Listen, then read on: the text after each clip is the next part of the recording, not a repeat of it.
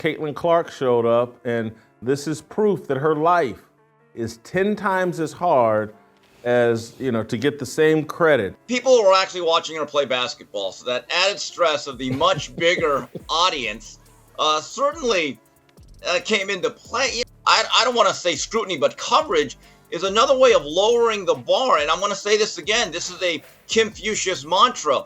The standards they set for you is what they really think of you. Aja Wilson just called out Caitlin Clark. Yeah, you heard that right. The three-time MVP says she's tired of hearing about the rookie. But is this just jealousy, or does Aja have a point? Before we move on, I'd like to ask you a small favor. If you appreciate this content, please take a second to like this video and subscribe to the channel. Over 98% of you watch the videos without subscribing. It costs you nothing, but it makes a huge difference to us. So, did you click the subscribe button? Great, thank you so much. Now, back to the video. Let's break this down. Aja said, I felt like I was mentally tired in that whole whirlwind of people constantly saying, Aja, you're only known because of Caitlin. Caitlin Clark got all but one Rookie of the Year vote. She will not have the distinction of being a unanimous Rookie of the Year. Is it a big, I would tend to think Caitlin Clark doesn't care, but she probably does care a little bit.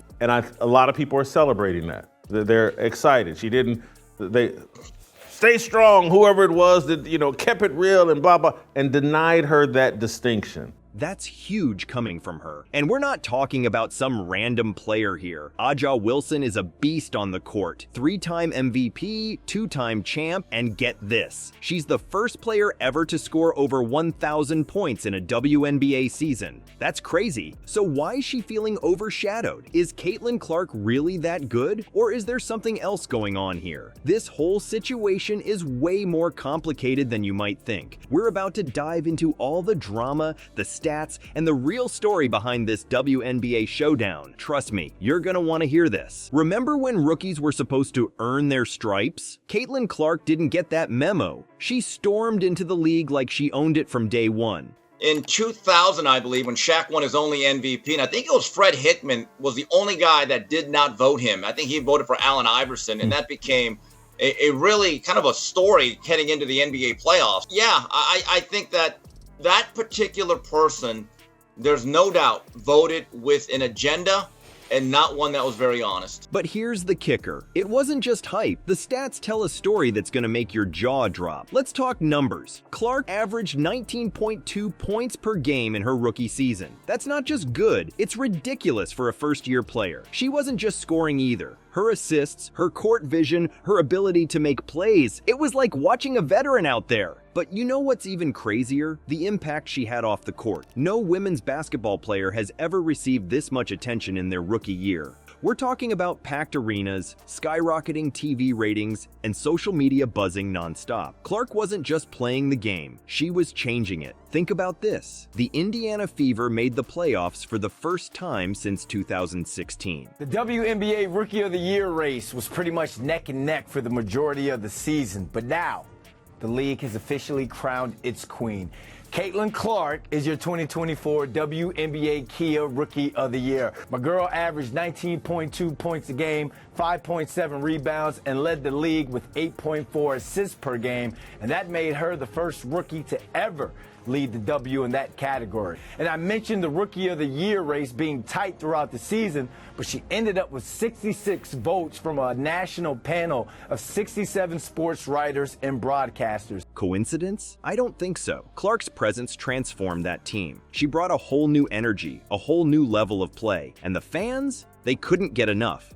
Now, you might be thinking, okay, but is she really that good? Or is this all just hype? Well, let me tell you something. When you're unanimously voted Rookie of the Year, that's not hype. That's respect from the people who know the game best. But here's where it gets really interesting. Clark's impact goes way beyond her individual stats. WNBA ratings, up, attendance, through the roof. She's not just a great player. She's become the face of a new era in women's basketball. And you know what's really impressive? How she handles all this attention. Clark's not out there bragging. In fact, she said, this recognition wouldn't be possible without about an incredible group of teammates and coaches. That's class, right there. Speaking of teammates, there's another side to this story. A side where being a champion, an MVP, and a defensive juggernaut somehow wasn't enough to steal the spotlight. How is that even possible? Enter Aja Wilson. While everyone was losing their minds over Caitlin Clark, Wilson was out there absolutely dominating the league. We're talking about a season for the ages, and you probably didn't even hear about it. Let's break down Wilson's insane year. She didn't just win MVP, she was the unanimous choice. That's right, every single voter said, yep, Aja's the best. But that's just the beginning. Wilson led the league with 98 blocks. That's not just good defense, that's like having a human force field protecting the rim. And rebounds? She was pulling down 11.9 per game. That's basically saying, this ball belongs to me now. Thanks. But here's the kicker. Wilson became the first player ever to score over 1,000 points in a WNBA season. That's not just breaking records, that's shattering them and then stomping on the pieces. So why was Wilson feeling frustrated? Imagine being that good and still feeling like you're in someone else's shadow. Wilson said, I felt like I was mentally tired in that whole whirlwind of people constantly saying, Aja, you're only known because of Caitlin. Ouch. That's gotta sting. It's not just about the WNBA either. Wilson was crushing it for Team USA in the Olympics too. She's out there representing her country, winning gold, and still feeling like she's not getting the recognition she deserves. Now, you might be thinking, come on, Aja, you're a superstar. Why do you care? But put yourself in her shoes for a second. You're at the top of your game, breaking records left and right, and all anyone wants to talk about is the new kid on the block. Wilson put it this way, the preparation you put in, the approach I set myself up for this season. That's the kind of dedication we're talking about. This isn't just natural talent. It's hours in the gym, studying game tape, pushing yourself to the limit. But here's where it gets really interesting. This isn't just about Aja versus Caitlin. It's about something called the bigotry of low expectations. What does that mean? It's the idea that we're so used to certain players being great that we don't celebrate their achievements as much. We expect it from them, so it's not news anymore. You think this is just about two players? Think bigger. We're talking about a